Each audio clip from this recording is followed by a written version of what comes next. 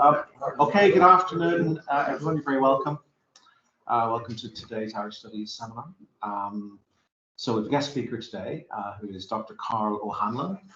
Karl's a lecturer in English at Maynooth, and his research focuses on modern and contemporary poetry.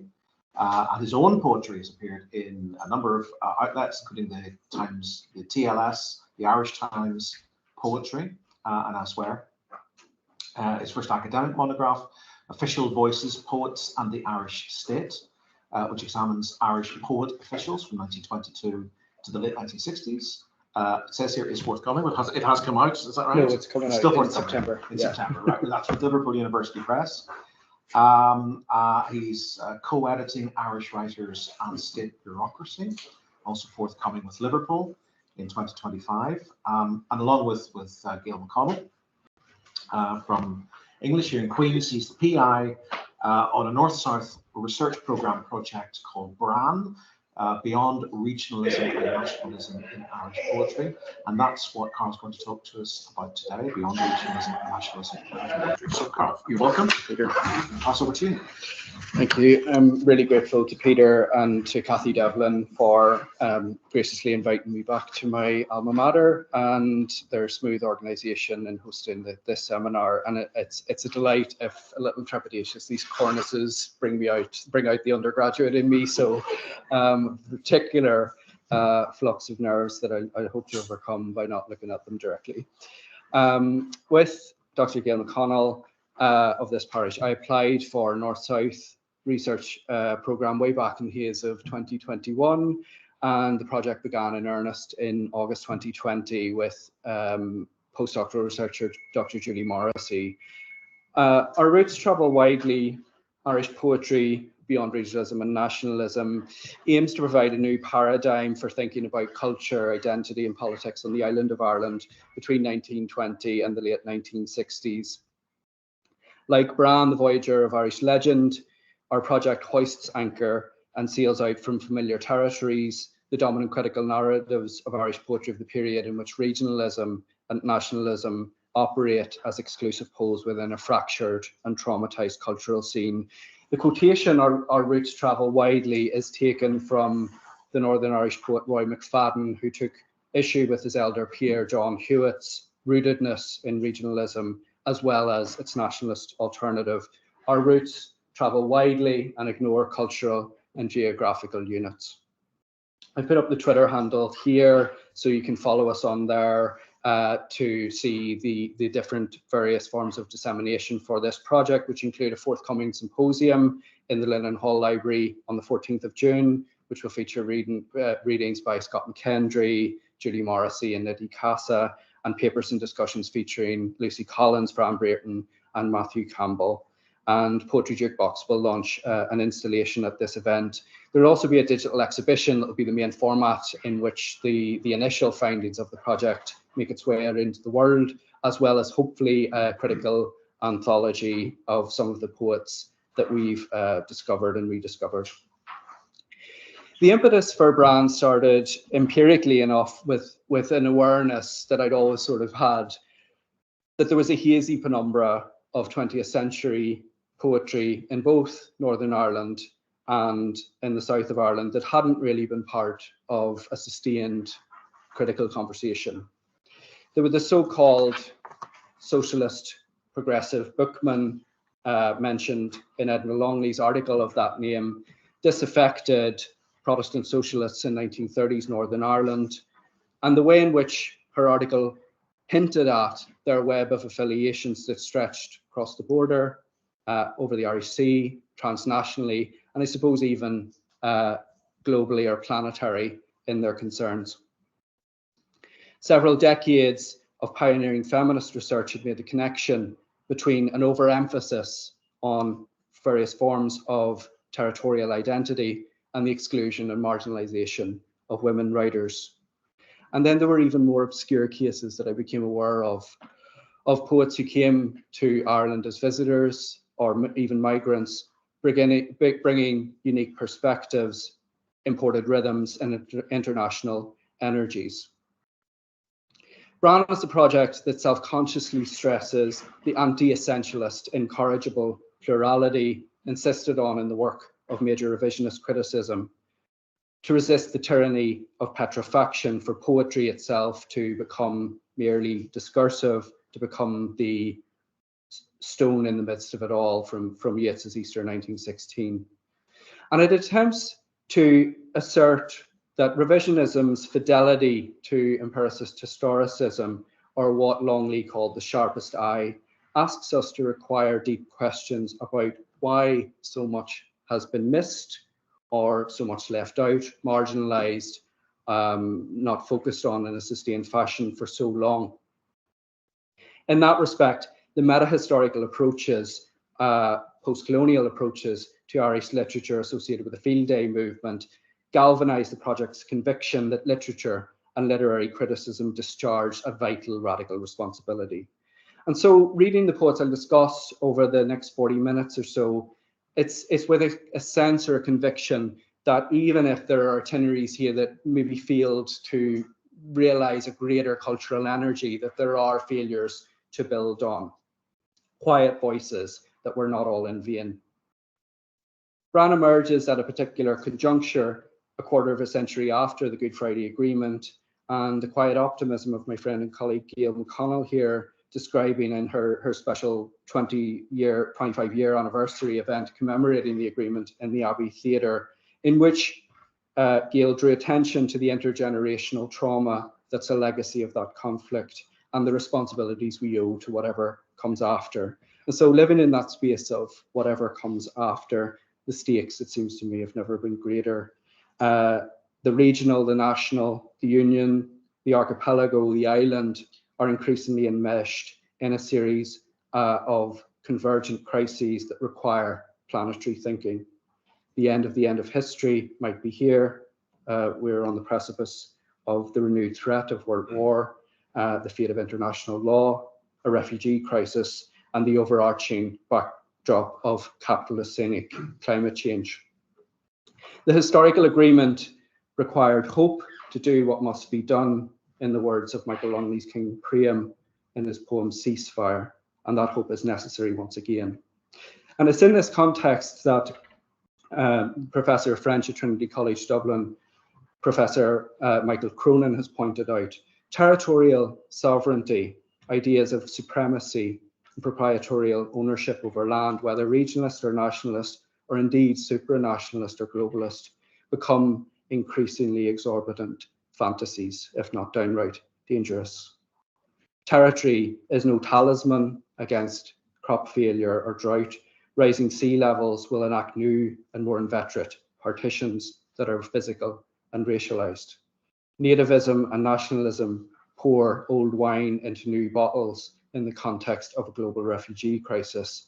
There is no union or united Ireland on a dead planet, as Professor John Barry put it in a recent paper. Nostalgic dominion or post-colonial melancholia for old imperium over lands and peoples becomes diversionary, fearful, and increasingly violent. So in such a context, we have to let go of a desire for security in order to secure a livable future. Ernest Renan, in his 1882 essay, What is a Nation?, writes, forgetting, I would even say, historical error is an essential factor in the creation of a nation, and we might add region. And it is for this reason that the progress of historical studies often poses a threat to nationality. Historical inquiry, in fact, throws light on the violent acts that have taken place at the origin of every political formation. And so I'm quite content to risk a form of presentism in turning to these forgotten poets and poems of the 20th century to ask what has been missed, what vulnerable triumphs, and what exemplary failures. How would we go about writing an alternative history of Irish poetry in which disabling binaries, unionist, Republican, Protestant, Catholic, planter Gael, regionalist, nationalist, are decentered? And what itineraries would we therefore summon from the margins? A good place to start might be a letter in the Irish Times in July 1941, written by the young Belfast poet Robert Greeson. In the letter, Greeson praised the editor of literary magazine The Bell, Sean Whelan, for calling out the supposed recent decline of poetry in the 26 counties. Greeson attributed the current sterility to a wall of exclusive, in-looking nationalistic nationalism. He urged Irish poets to dispense with clique writing about Kathleen Ní Houlihan and Brian Boru, stressing that the elemental human values which are being trampled on by bomb and bayonet. Greeson knew that he was stirring up a hornet's nest. I say this, he writes, at the risk of being given a severe drubbing by hordes of indignant young men. And I'm aware that the mental and physical barrier between the two pieces of Ireland may have prevented me from seeing enough recent Southern Irish verse accurately to have formed a serious and reasonable opinion. And then, as if to underscore those mental and physical barriers, the letter was signed Robert Greeson, editor, The New Northman, the Queen's University, Belfast, 66 Stranmillis Road, Belfast. And then a waggish sub-editor run the letter under the title, A Bomb from the North. So although this pre-60s Northern Irish poetry is only beginning to emerge out of a sort of hazy penumbra, it's striking that as it does so, the critical framing for it remains beholden to an idea of regional distinction. In Guy Woodward's very welcome 2015 book on that particular era in Northern Irish poetry, it's taken as read that the advent of war impelled Northern poetry to define itself against Southern modes of expression. It's not surprising, given what we've just read, that in Woodward's book, as in an earlier essay by Nicholas Allen from 2003, Greeson's letter to the Irish Times has been taken as a significant statement, early statement of Ulster literary regionalism, preceding the more substantial and famous articulations by John Hewitt from the mid to late 1940s onwards, aired in prose and poems such as Overture for Ulster Regionalism, which he published in 1948, recommending obedience to the shape of the land, to the shifty weather with its crazy logic. So though sustained attention is finally being paid to Hewitt, Greeson, Roy McFadden, and other pre-Troubles Northern writers in the generation preceding Seamus Heaney, etc., the context for Greeson's letter has gone unremarked. From the early 1940s onward, he was a regular visitor to the Dublin literary scene, and he eventually settled there in 1943. This July 1941 letter was not composed in Stranmillis, where it purports to come from. It wasn't a bomb lobbed from the north. It was instead written in the home of Dublin modernist poet Mary Davenport O'Neill. Mary Davenport O'Neill shared Greeson's view that Irish literary writers were, quote, still too concerned with the mist that does beyond the bog, and egged Greeson on to write his antagonistic letter. The Mist That Does Beyond the Bog, as you probably know, was a 1909 satirical farce by Belfast writer of the Northern Revival, Gerald McNamara, the pseudonym of Harry Morrow, a liberal nationalist whose critique of nationalistic revival cliché was not necessarily synonymous with separatism. So the tendency to think solely in decades, to think along territorial lines, regional versus nationalism, is disrupted by the actual context of Greeson's literary Bomb from the North, which was in fact a collaboration with an Irish woman poet lobbed from the well-heeled suburb of Rathgar. In this secluded context for Greeson's letter, one glimpses alternatives to a more standard history. Disobedience, I suppose, to the shape of the land or any lands, cross-border collaborations, tentative negotiations of cultural sovereignty, and deterritorialized associations that take us beyond the exclusive, essentializing claims of either regionalism or nationalism. Even socialist critics reinforced the binaries at times. Writing in the London Connolly Association's left-leaning paper, The Irish Democrat, in December 1949, Dublin-born Jewish poet Leslie Dakin opined that the voguish regionalism ramp was a manoeuvre to take the guts out of genuine nationalism. There were, however, exceptions. Roy McFadden, young poet, socialist, and pacifist based in Lisburn, was somewhat unwilling to be recruited by John Hewitt to the cause of Ulster regionalism. In a self-interview published in David Marcus's Irish Writing in October 1951, McFadden fitfully disassociated himself from the regionalist identification. Instead, his poetry celebrated the voice that refuses to become the communal voice, speaking out of and for a community. The poems celebrate dissenting minds and the rejects of society. William Blake, the dog broken under the bus's wheels, the cyclist jerked from the suburb into the hemisphere of death, the murdered trees in the park with severed limbs clawing the air, the dying novelist haunted at the last by the need of revelation. The townland is the region of those who did not belong.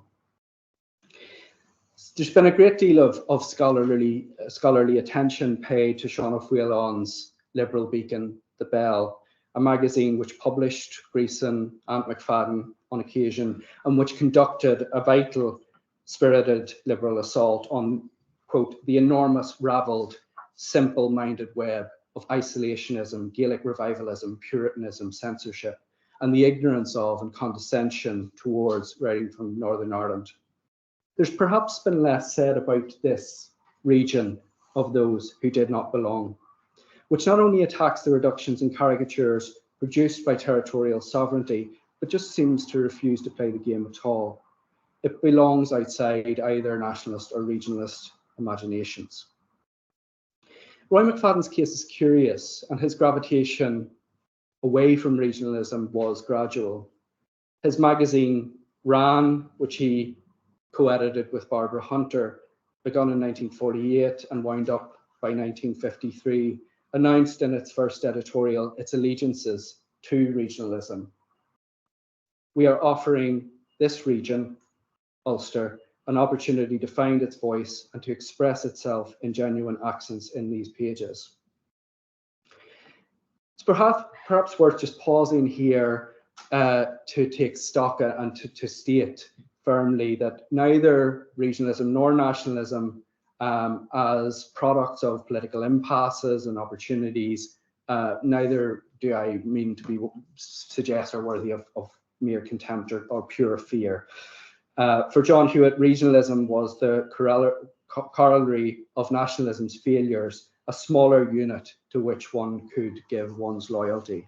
Non-sectarianism, the whispering of roots, the rejection of aping metropolitan fashions, the sense of contact with realities that summon and define rather than simply overdetermine ideas of the self, democratic socialist resistance to centralisation, and the working out of intimate shared sufferings. All of these structured the sensibility of regionalism as it was articulated by John Hewitt, and with different emphases, Greason and McFadden. But since disaffection was an ingredient of regionalism, it too quickly became a locus of disaffection. Like Louis MacNeice, McFadden had always maintained a dissentient attitude towards the Northern Irish state.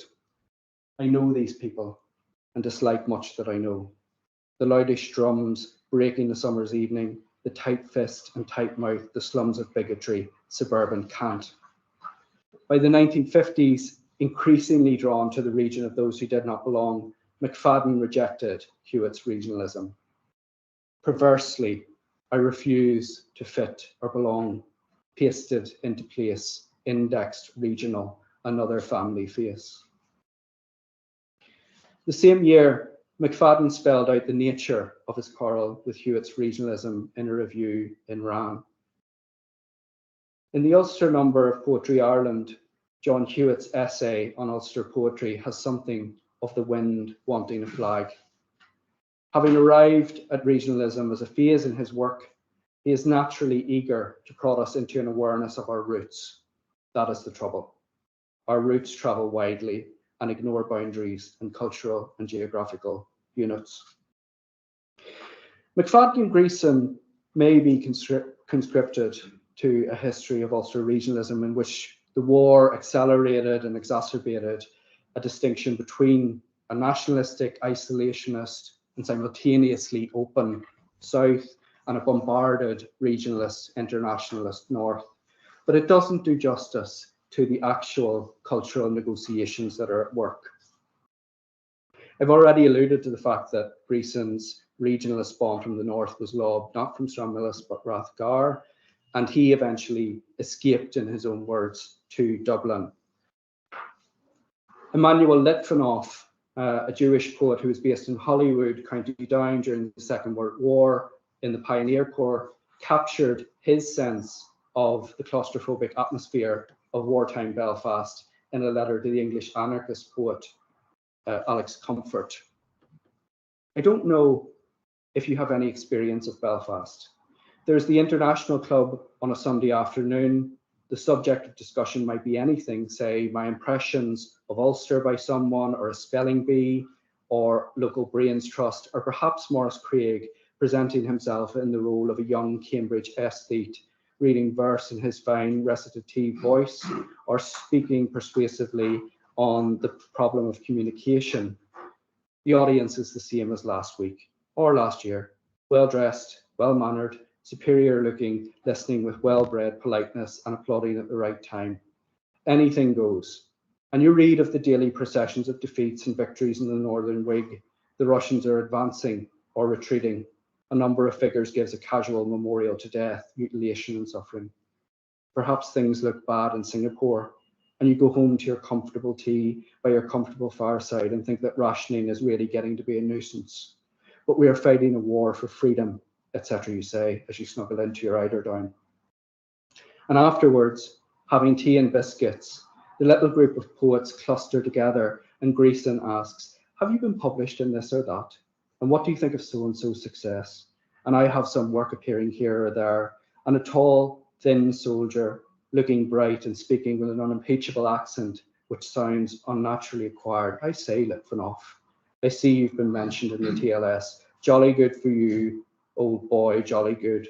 You leave them with a feeling of despair, pain and anger. They are a microcosm of the spiritual decay behind the planetary wars. So Litvinov sensed in the wartime Belfast in which he was stationed a microcosm of the spiritual decay behind the planetary wars, perhaps anticipating a decade before Roy McFadden, the issue with writing based on regional commitments. As McFadden put it in his 1955 preface to his collected poems, for a time I was attracted to the concept of regionalism, associated as it was with an idea of decentralized authority, until I recognized the danger of prescribed narrow boundaries fostering a reactive mini-nationalism. But there are signs that this dissatisfaction with a lot of the regional writer started much earlier than the 1950s. On the 23rd of October 1943, Greeson wrote to McFadden, I've decided I can't stand this bloody place no longer, so I'm transferring my office of activity and inactivity to Dublin, where I shall pursue or not pursue the Muse and social sciences at TCD. Whether relocated like Greeson or visiting like McFadden, Emergency Dublin could offer, in the case of Greeson, a sort of somewhat morally dubious, pathetic fallacy of Ireland's wartime neutrality. From this careless Augustan city of grace and slums, where in Merrion Square the whispers of death gauze over the rhododendrons and the parched grass, I greet you from a neutral country in a neutral hour, when the blood pace slows and nothing stirs but the leaves in the park so gently that not even the newspaper headlines can fluster the plumes of swans gliding as on a lake of fire fringed by pink water. Alternatively, Dublin could sharpen disaffections with one's route, as in McFadden's poem, the north lies backward in a fold of time. I send you greeting from the singing south, where there is sun and unself-conscious laughter. Sean O'Hanlon's The Bell was minded to see in wartime Northern writing an immediacy and a contemporaneity that was denied to the backward, clerical, censored South. But McFadden's poem places the North backward in time, even though in this poem he goes on to even-handedly and forensically take apart the easy laughter of this singing South, and its failure, I suppose, to take heed of history. So I suppose in other words, what I'm saying is the kind of what Edna Longley calls the barbarous nook idea of the North. That's a phrase from Milton, where he was looking across at the presbyters of the Northern Puritan Church. The barbarous nook idea on the one hand, or the boosterism of O'Hanlon on the other, don't really reckon with these kind of individual itineraries, with trying to work out, I suppose, a stance that didn't conform to either territorial claim or claim on one's sense of self. And the Litvinov picture isn't the whole story. The Litvinov, the cozy world of the tea and biscuits, and the kind of the microcosm of decay is not the entire story. In the 1930s, as Longley's progressive bookman touches at, there were interesting movements afoot within particularly socialist circles in Belfast. You can see here John Hewitt's wife, Ruby Black, drawing on the energies of French surrealism in an early poem that was published in a short-lived magazine called Irish Jewry, which was funded by Jewish businessman Louis Barnett for 3 mere issues, and then the rabbi thought it was too political and it was closed down. But it was a kind of wonderful sense of particular socialist and, I suppose, internationalist energies that flared and dissipated. On the left, Li Shi Wang was a Chinese communist poet who visited the Hewitts in the 30s, and he toured Belfast, went to the Mourne Mountains and wrote poetry in Chinese, which Hewitt then translated into English, and then went south to meet up with Peter O'Donnell and other socialists there, and to kind of galvanize people into a realization of what was happening in the Sino-Japanese War and the threat of fascism. So I think carving out some of these small trajectories, whether, as they say, they were negative, positive, or indifferent, is what interests me. And another thing that's been missing from the conversation has been a sense of cross-border literary collaboration and activity. In May 1943, Greeson wrote to Roy McFadden about our contemporary in Dublin, the Runa Press, from whom I heard this morning, and he quotes from their mission statement, which I'll not read in its entirety there. I don't know this lot, he says, but I feel instinctively that they are our opposite numbers.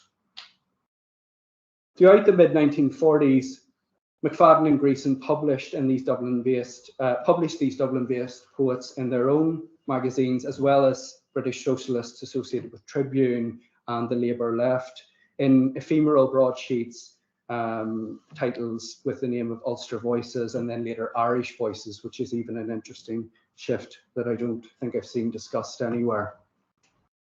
One of the poems they publish is by a young civil servant, a socialist, Valentine Armonger, although of a very complicated and, how would I put it, non-conformist socialist type of a kind of individuating socialism. And he published this poem called Legend, an elegy for a young girl killed in Easter week 1916. So it's a demythologization of foundational nationalist mythology published in a Belfast magazine in 1943. After the revolution, in the blooded unkempt streets, we searched for her who had been absent a week. O grief, break membranes. What if the personal loss transcends the public disaster? This innocent one cannot be found, although we have lifted the flags and stood at the street corners, calling her by name and asking about her. She will not return, but do not put crepe on the door. She will not be missed except by ourselves. Put a bowl of roses in her room and renew them frequently, and pray for her every year at Easter time. So here's one of those who belongs to McFadden's region, of those who do not belong, so long written out of the historical narrative. Ironmonger, a complicated socialist poet, directly revising the Rising some 70 years before the centenary events would turn to it, with the publication of Joe Duffy's book, for instance, Children of the Rising, The Untold Story of Young Lives Lost during Easter 1916. In Dublin, the Runa Press poets reciprocated by publishing Northern poets in their 6 quartos that appeared between 1943 and 1944. And it would be a mischaracterization to describe Runa as merely socialist. It published socialist-leaning poets, but it was nothing if not eclectic and certainly countercultural. Its co-editors were Ethna and Rupert Strong. Born Ethna O'Connell in Glensharrow, Limerick in 1923, Ethna Strong moved to Dublin to take up a civil service post in the hope of being able to fund a university education. She became involved in the Gaelic League. She met a young Englishman, Rupert Strong. They fell in love and she married, but only after her family abducted her with the help of the Legion of Mary, transported her back to Limerick, and then she had to cycle all the way to Dublin to reunite with Rupert. Rupert Strong had followed his mentor, Jonathan Hannigan, to Dublin from England in 1938. He was mightily active in socialist circles, and both Hannigan and Strong practiced an esoteric brand of psychoanalysis in their Monkstown group, which combined Freud and Christ. It was kind of Christianized Freudianism. And it was the start of the Irish Psychoanalytic Association in a house on Belgrave Terrace in Monkstown. By the late 1940s, the Strongs were living in a commune which included open marriage, 5 couples living together. They were polyamorous, an existence which must have scandalized even the very louche denizens of McDaid's and the catacombs. Ethna Strong gave birth to 9 children, and her daughter reflected in a recent interview that although Ethna went from a repressive regime into an apparently bohemian one, it too was actually repressive and patriarchal in terms of women. The Runa Press published a lot of work by the Monkstown group, a lot of it merits oblivion, but there were tendencies and aims unusual in Dublin poetry publications of the period. Strong's own poetry is limber, interesting uses of dramatic monologue, and quite unlike poets of the period. And among those published in the quartos is Ferdinand Levy, who is possibly the first Black poet to have a poetry collection published on the island of Ireland. And his contribution to Runa is a sort of subversive reflection on Irish racism, but here mediated by an Irish-American cop, the cop being Irish-American rather than Irish. Sprawled out in public park, nice warming sun, Almighty God, just a line there, nice warming sun, big old Irish cop kicked me just for fun. Born in Jamaica in 1904, Ferdinand Levy lived for almost 2 decades in Dublin while studying medicine at Trinity College Dublin.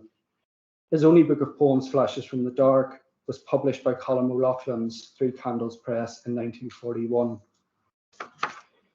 Levy eventually became a medical officer of health for the parish of St. James, Montego Bay in Jamaica, where he died in 1972. He lived in New York in the late 1920s. He knew many of the members of the Harlem Renaissance. Particularly, I think he knew Claude McKay, and he brought something of the Harlem Renaissance to Lower Baggot Street. Senator John Harold Douglas, at whose wedding Levy served as a groom, described him as a well-known personality in 1930s Dublin, patron of the arts, a poet of no small merit, and columnists leave impressions of a trim, immaculate figure with long cigarette holder, an inveterate first nighter, quite a character in cosmopolitan Dublin. He had many passions besides poetry. He co-founded the Dublin Gramophone Society. He was a major collector of Irish painters, modernist paintings, and you can see there Louis Le Brocquy, one of Louis Le Brocquy's first portraits was of Levy, his friend Levy, in 1939. During the 1930s, he was president of the Association for Students of African Descent in Dublin, whose members included future Nigerian statesmen and future public healthcare prize-winning surgeons and so on. As president of the association, Levy hosted the singer, socialist activist Paul Robeson in his Baggot Street flat. Levy is just the middle row there in side profile. And so this is taken in his flat in 1935. Assad, or the Association of Students of African Descent, held meetings in the Quaker Meeting House on Eustace Street. They gave talks on racial justice, on the expropriation of land in Kenya by white settlers. They broadcast on Radio Éireann, and they held dinners in the country shop in St. Stephen's Green. And this is one of the dinners taken wearing African tribal dress. Levy there with the arrow, I think you can just see out of shot. This photo was then published in the Irish Times in 1940. Levy explored Irish racism in his poetry. In his poem Down O'Connell Street, he turns the main thoroughfare of Dublin into an arena for racialised sexual neurosis. I saw her walking down O'Connell Street, Lord, Lord, down O'Connell Street. The wind was sharp, she dared not creep, Lord, Lord, down O'Connell Street. All dressed in green from head to feet, Lord, Lord, down O'Connell Street. And then the poem ends with this explosive sort of revision of the blues refrain. I saw her turn with graceful sweep, Lord, Lord, down O'Connell Street. The smile she smiled was indiscreet, Lord, Lord, down O'Connell Street. Would God I knew the doll who smiled but dare not speak, Lord, Lord, down O'Connell Street. I'd make her know that tropic love is sweet, Lord, no, not down O'Connell Street. So as a poet, Levy helps us rethink our sense of Ireland's relationship to immigration. We tend to place a greater emphasis in the history of Irish migration on outward migration, with inward migration seen as a more or less recent phenomenon. But migrant populations have been part of Ireland's history for much longer than we might think. And with Levy, that comes with fascinating perspectives on global anti-colonial solidarities, questions of cosmopolitanism versus nationalism, and perennial struggles against racism and discrimination. He writes poems about sex, about Italy's invasion of Ethiopia, about a tourist trip up Killiney Hill, all of it rendered in the jazz rhythms and idioms of Harlem. So I suppose, you know, the obliviation of a poet like this makes us have to ask hard questions and difficult questions about why a poet who was feted by Austin Clarke, one of the main cultural channels of the 1940s, and rated his poetry very highly, in contact with luminaries such as Langston Hughes, Claude McKay, and so on, has been completely left out of any history of Irish poetry. He hasn't even had a footnote in Irish literary criticism. One or two footnotes, and I do mean footnotes elsewhere in histories of Harlem, but the bibliographical, and there's been no real sustained look at his work. And one answer, I think, is found in the cultural politics of Levy's own writing in letters he sent back to his friend, the composer and musician Leviticus Lyon, who was another kind of leading light of the Harlem Renaissance.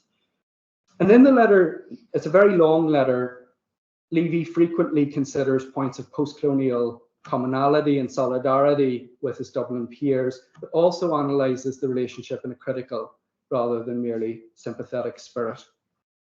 They really do enjoy themselves at a dance, the tango, the Paul Jones, the old-fashioned waltzes and what have you, complete abandonment.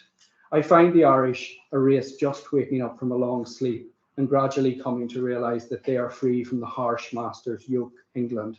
They are now running rampant with nationalism. Ireland for the Irish, buy Irish goods, our Irish spirit, and a lot of other such tripe.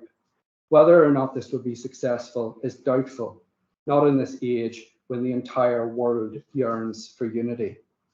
If the movement is making any headway, I am yet to be convinced. There are other instances of him encountering clericalism, Irish Gaeldom,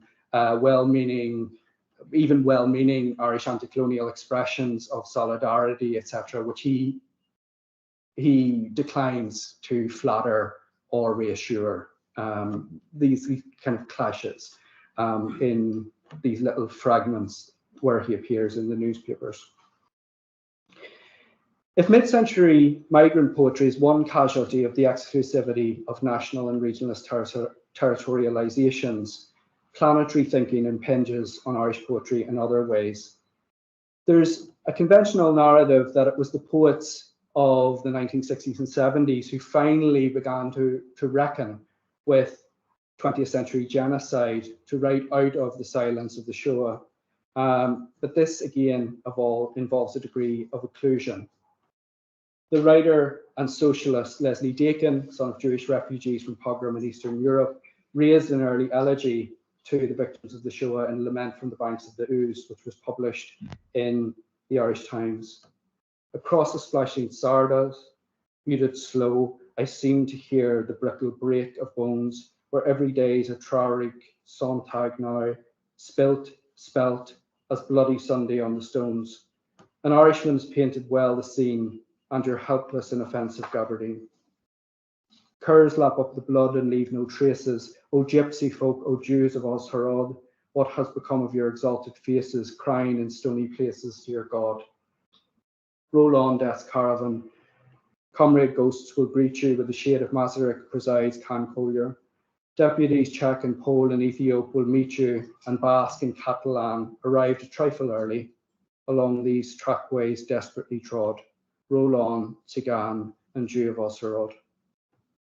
Perhaps even earlier than Dakin, the diplomat, poet, and modernist Denis Devlin translated French resistance poets into English and I think Irish, including Jean Val, who had written poems on a paper with a pen in the Drancy transit camp. He escaped from Drancy in a meat truck and then he fled to the US, where he met Devlin, who was ambassador in Washington, the Washington legation at the time. Translation itself is a means to rethink territory, to try to travel in multiple directions, to find one's native tongue, maternal language, or patrilingual affinities temporarily at a loss, embarrassed, and even enriched. Maura McEntee, who was the first female administrative officer recruited in the Department of External Affairs of the Foreign Service, was posted to Franco Spain in late 49, and where Shifra at the back has written on this as well. While she was there in Spain, she developed an intense, sexualized but unconsummated relationship with a young endocrinologist called Fernanda, who was a survivor of the purges of Republican families under Franco and working as a locum for Franco's son-in-law. As Aiken has explored, a powerful sublimated attraction attended her relationship with Fernanda. Given that we were living in a kind of Kate O'Brien novel, it's not surprising that there was a lesbian element to this devotion. It certainly surprised no one in Spain. I've been asked to be more precise about this relationship, presumably by the people who were publishing the biography. Fernanda was a lesbian, I was not. Abnormally delayed adolescent that I was, I could still have been somewhat bisexual. I honestly don't know. The long days with Fernanda reading the Spanish classics together lingered with McEntee after she left Spain. And that summer, July 1951, her translation into Irish of Federico Garcia Lorca's La Casa Infiel, The Unfaithful Housewife, as it was rendered, appeared in the Irish magazine Envoy. I'll not subject you to some butchered Irish. And so I brought her to the river, thinking she was but a maiden when she had already a husband. The translation from Spanish to Irish of this frank, sexual romanchero poem by a gay writer problematizes any monological reading. The transference of the poem from one repressive Catholic country to another, a poem in which a poem written by a queer writer about a woman who hides her married status to have sex with a Gitano, is a subversive act in and of itself. And the translation, as you read it, trembles with a kind of queer potential. To read most of the major anthologies of 20th century Irish poetry is to wonder where one half of the population went. And the same is true for queer poetry. with prominent and early exceptions such as Oscar Wilde. Prior to decriminalisation, strategies of silence, cunning and exile, much more powerful than that described by James Joyce, were adopted by gay, bisexual and queer writers. In a May 1951 review of New American Poetry in Envoy, Pierce Hutchinson positions the queer against the national, taking gay writer Walt Whitman as a kind of queer parental figure. The greatest poet of America is still Whitman. Rediscovering this, I spent days on Leaves of Grass. Read it through and there's much punk in it. Whitman had a dream, an impossible one. He was the only great poet who roughed out a programme for heaven on earth and stayed great. The point is that the dream was not nationalist. It was of America, a place for all people to be happy in. Hutchinson was clearly thinking of the national in an Irish context as a place explicitly predicated on or necessitating for its very existence certain kinds of profound unhappiness, particularly in terms of gender and sexuality. Hutchinson goes on to say of Whitman's Song of Myself, there's nothing folksy here, nothing regionalist. Such aberrations and dilutions came after. To get this canny, offbeat allusion to a queer American writer, that charged word punk, situating it in an explicitly non-nationalist, non-regionalist mode of writing. And Hutchinson's poetry and reviews did, I found, draw homophobic responses. There was a letter from Florida by someone called Bernard Raymond, who attacked a review Hutchinson wrote of Juna Barnes' Nightwood and described it, the review and the book, as an unhealthy exercise in sexual inversion. And Hutchinson's reply denounced, quote, Raymond's moronic parade of intolerance. Raymond wants to know, is he unhealthy? Yes, very. In Hutchinson's early poetry, obliquity is everything. It's the scent of unseen jasmine or the glance at something out of the corner of the eye. And from one infatuate to another, he ends with a calculated risk. But he spoke like a man in love. He could no more have kept from talking to me about you than kiss me on the mouth in a crowded street. So now, in this quiet room, this mind, I risk your name. And many of his poems also, I think, the dedications are where the names are risked. There are these Forbert Achong, his lover, pictured here in O'Connell Street in 1950. A decade later, another gay poet, James Liddy, gave his reasons for departure. The reasons we do leave are simple, and I'll say it for one should explain things to the young who live in a prison run by elderly bores, whose function is to disillusion. We do not want to read what they put in the book columns, sad pomposities written by lounge-drinking computers who, outside the bourgeois details of marriage, have never lived it either up or down, but variously export their insincere lies to flatter the great society's culture-loving ear, which believes in mass-producing books like car hooters.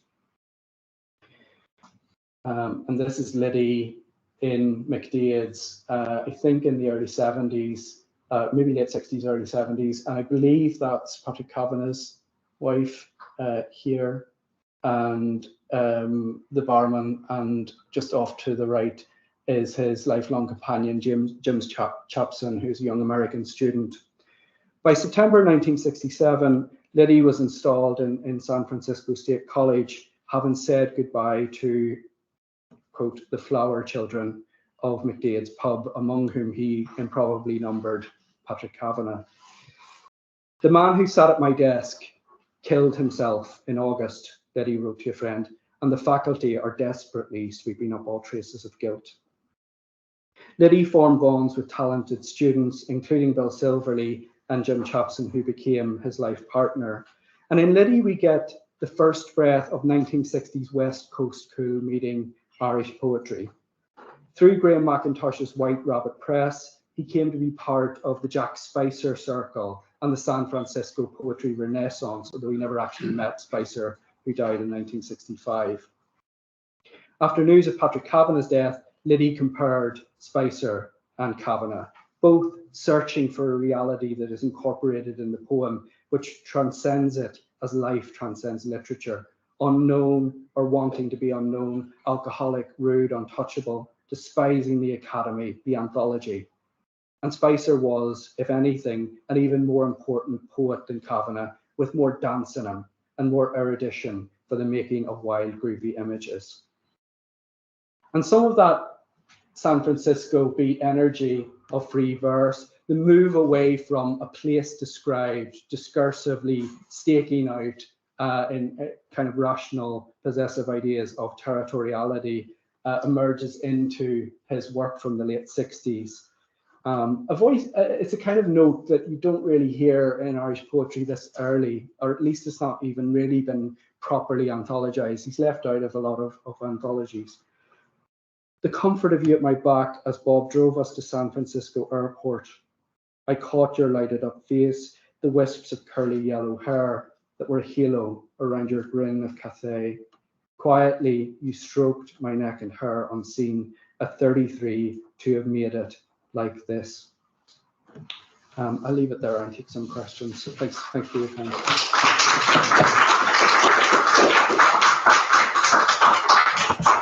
Excellent. Thank you so much, Karl. Right. So as Karl just said, we're going to take some questions. So who would like to start?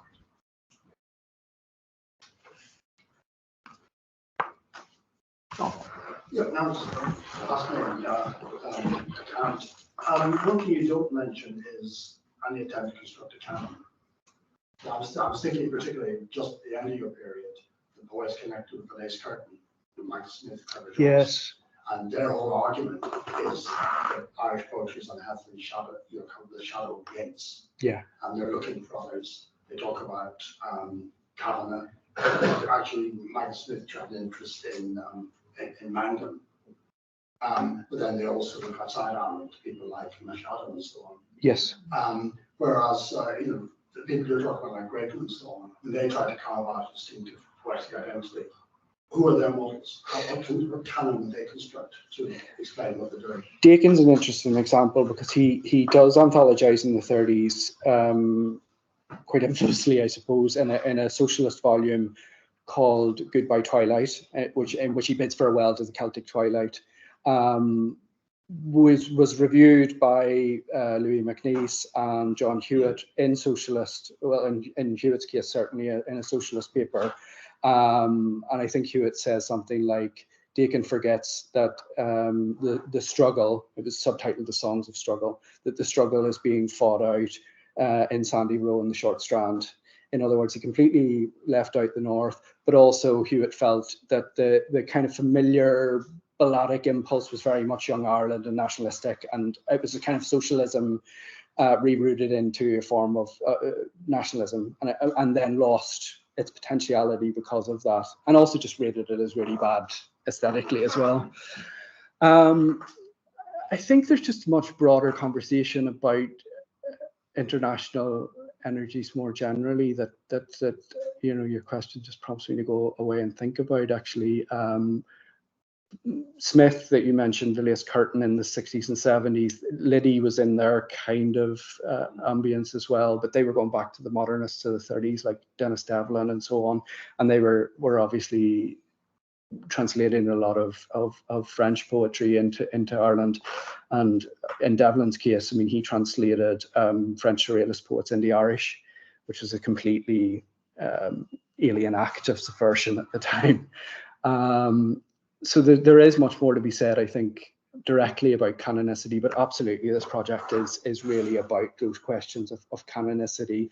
And I suppose what I'm hinting at is that although we've had decades of revising the canon, there are still voices that are falling between the gaps. And my sense of it is because we are still thinking in these kind of territorial modes, and that even what I've presented here is limited, and I'm aware that it needs to kind of be broadened out as well into linguistic contexts that I've only alluded to, but not really directly mentioned today. And the other big name that Lace Curtain people cited who didn't mention was Brian Coffey. Yes, but Coffey, Devlin, and I suppose Beckett, who hasn't thought of as a poet, all kind of clustered around the International Surrealist Exhibition in London in the 30s and had been in Paris the preceding years. And it's even interesting that back it isn't, like his poetry isn't on the horizon still to some extent. Yeah. Okay. Thank you, that was really interesting. I'm kind of interested in the final part where you talk about James Liddy and being in San Francisco and so on. Many of the periodicals in which these poetry is published were seemingly island of Ireland, the ones you cite getting it wrong, and Boy the Bell, etc., etc. So I just wondered if any of these people were publishing beyond the island of Ireland, and presumably they were publishing in Britain, but also further afield, other English language periodicals. One of the kind of, when you go in with a kind of a sense of purpose and hoping you find something that isn't there, is that when I looked at a lot of, I suppose, post-Second World War literary magazines that were popping up in places like Ghana and India, Quest, Bombay-based magazines, Calcutta magazines, Ghana, Nigerian magazine, Black Orpheus, these kind of amazing journals. Yeats is really their point of arbor. There isn't really that connection or cross-cultural energy. There are traces of it, and James Simmons, who founded the Honest Ulsterman, went out to teach in Nigeria in the 60s and was involved in Wole Soyinka and so on. So there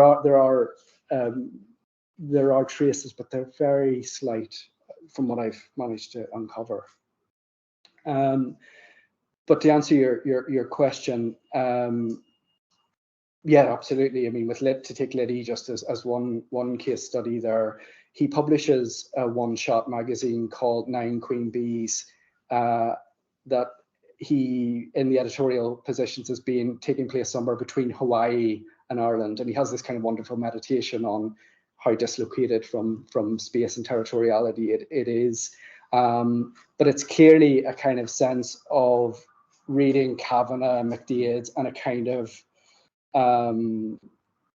largely quite alcoholic pub culture into the San Francisco scene, and kind of making the two things weld and match when they don't really, other than through the personality of James Liddy. But yeah, I mean, there's so much more I could say about transnational magazines, French magazines. There's much more example of cross-cultural exchange, and in Europe more generally, but not globally that I've seen. One of the editors of Illustrated India, C.R. Mandy, was Irish, but again, there's virtually nothing on him.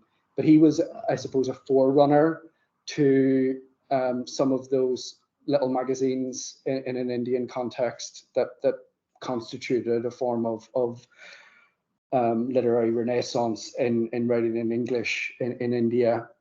So he might be an important figure to look at, but it's there certainly. And I think I have to admit a degree of humility as well, that in a European context, languages are obviously going to be the boundaries of where I can go with that. But yeah, it's an important consideration, definitely. Yeah, thank you.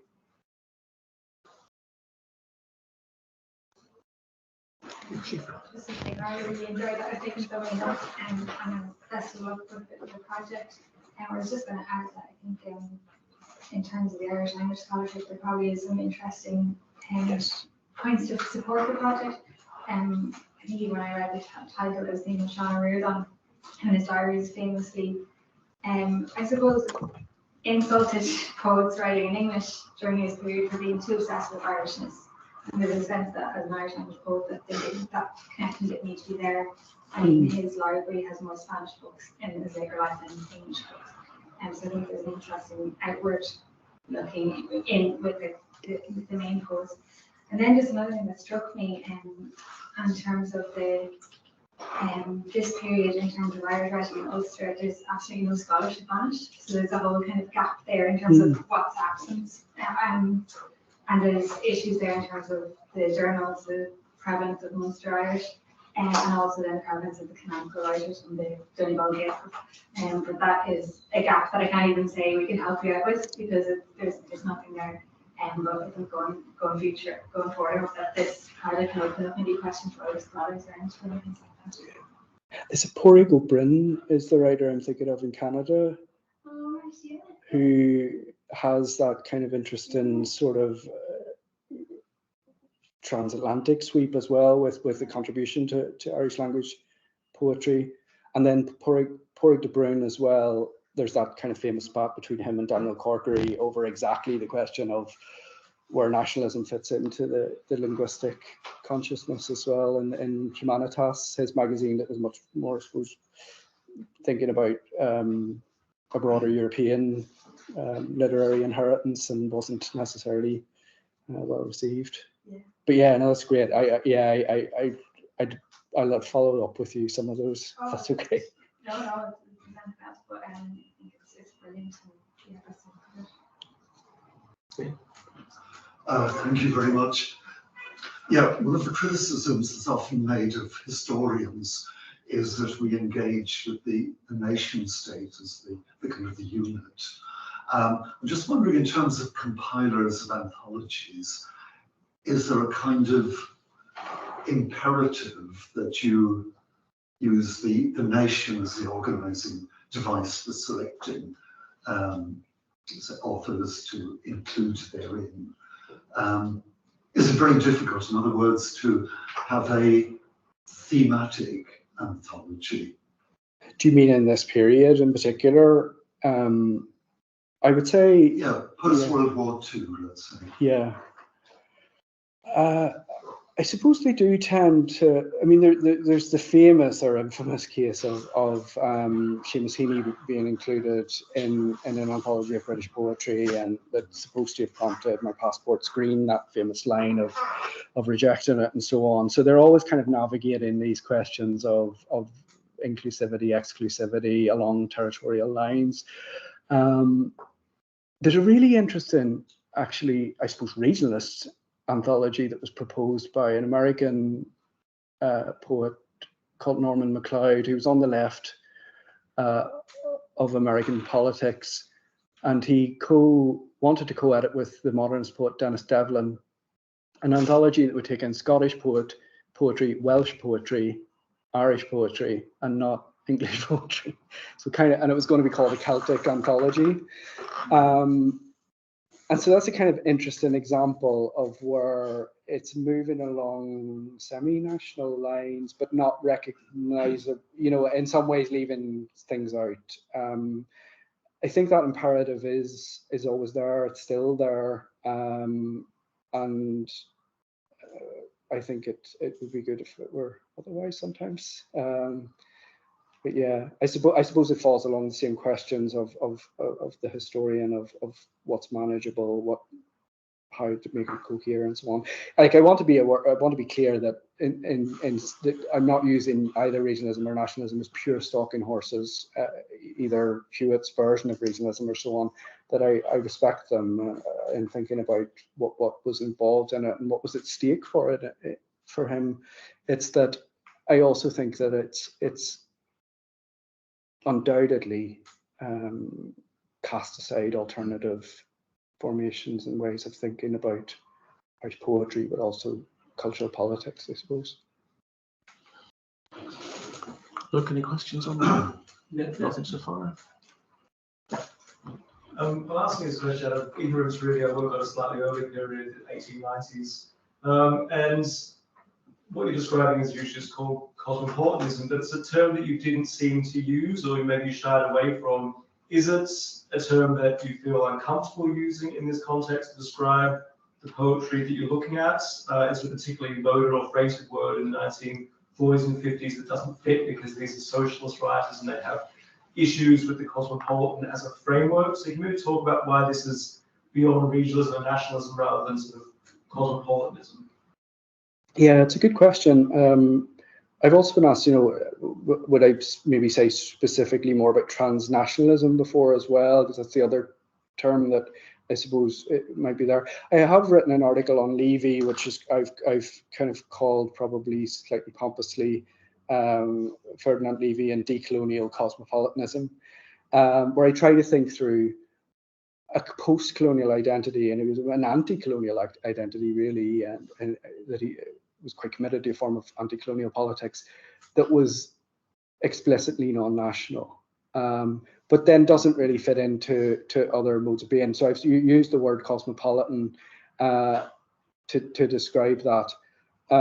So I'm comfortable using it, all right, and I think it doesn't necessarily fit all of the writers that fall into this remit. The socialist writers in particular might have been, you know, internationalist. In some cases, localism is something I'm also interested in. Like the other alternative would be to go micrological. So I think I kind of want to avoid the term, not because of any political sensitivities around it. I think it describes some of the poets I'm looking at better than others, and to keep that open by I suppose making the project work against those other territorial valences. Does that make sense in response? But yeah, and it's a charged term in that period, obviously, with all kinds of nasty resonances. But I think even now it doesn't necessarily do justice to the finely grained reality of the different forms of literary identity, for want of a better word, that are being articulated. Yeah. That's the complete unrelated question that's purely information based. What was in Irish theory? What were the contents like? It sounds. I don't know. It doesn't exist. It exists in pasted in scrap, like in a scrapbook that John Hewitt kept. Purely he edited a literary supplement of it called The Forum, which suggests to me that it was reasonably established if it could afford to do a literary supplement. But the literary material is reasonably thin, though there are interesting little bits. Like, for instance, there's a poet in it that he published called Edward Malachy O'Boyle, and he has the Malachy in parentheses and the O in parentheses. And there's an entire kind of socio-religious kind of history in those little parentheses. So there are kind of these interesting names and quite interesting poems in it. But it doesn't, as far as I've seen, it doesn't exist. It only exists in the scrapbook that Hewitt kept of his little supplement that he edited.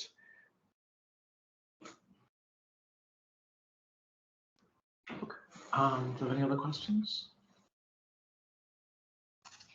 I might ask you one, Carl.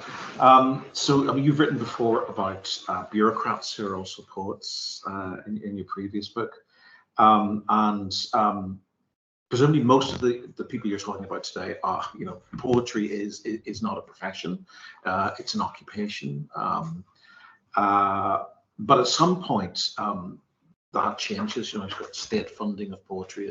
I don't know what it is, now comes in, the Arts Council of Northern Ireland, university employment of poets. Is that a much later development, or does it impact on any of the people that you're talking about? Does it transform their relationship with the state and with the region when those kinds of funding become available? It's a really, really interesting question. I'm not sure I'm going to be able to answer it very articulately, because it's a good question and it's one I'd have to go away and think about. Certainly the forms of activity that I've seen, like, I'm a bit of there's probably a reactionary nostalgia there, but I do look at these passion projects in archives and I go, my God. Like, there's a magazine that Armonger, the poet who wrote the Easter 1916 poem, was involved in, called Surge. That was a little theatre group in Dublin. They were socialist. They were affiliated with the Left Book Club in London. And we have their archive in Maynooth. It's just been given by the O'Brien Press family, the family that run the O'Brien Press, because Tom O'Brien was one of the founders of the theatre. And there's just this kind of wealth of passion in those boxes, of unpaid labour, of organisation, of fractious quarrelling and all sorts gathered. And I'm sure it goes on. It's just I don't see much of it in my university. so I think there is a loss there. That said, you know, there are also like a lot of these poets I'm working with, they only published one book. Like Levy only published one book, and then he had to go and become a doctor. And you know, I had someone sort of say they didn't really rate his poetry, and I thought, well, do you rate Yeats's first collection, Crossways?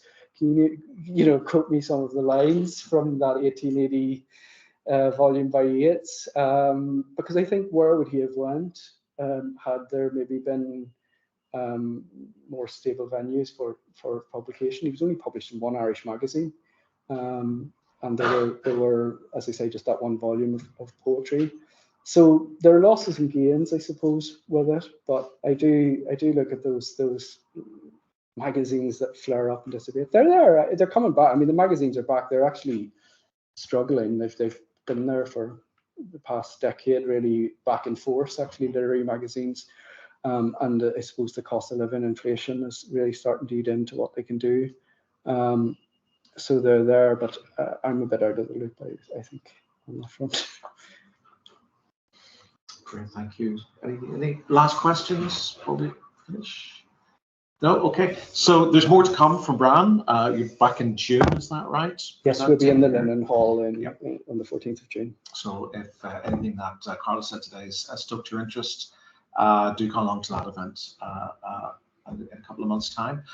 Can I just finish by inviting you all to thank Carl in the usual way.